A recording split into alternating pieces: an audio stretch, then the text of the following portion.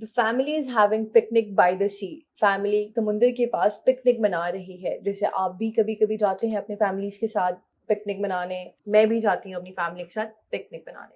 The boy's father and mother are playing with him. बच्चे के माँ बाप उसके साथ खेल रहे हैं. आप भी अपने पेरेंट्स के साथ खेलते होंगे. The boy is sitting happily on his father's shoulder. बच्चा खुशी से अपने बाप के कंधों पर बैठा हुआ है.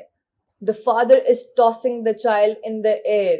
बाप अपने बच्चे को हवा में उछाल रहा है. आप देख रहे हैं बच्चा इस चीज से कितना खुश हो रहा है.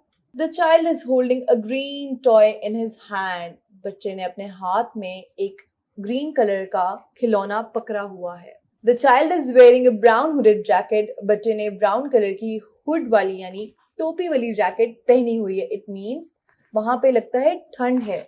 The child's mother is showing him a teddy bear. बच्चे की माँ उसको टेडी बेयर दिखा रही हैं. आप भी टेडी बेयर्स के साथ खेलते होंगे या आपने अपने बचपन में उनके साथ जरूर खेला होगा.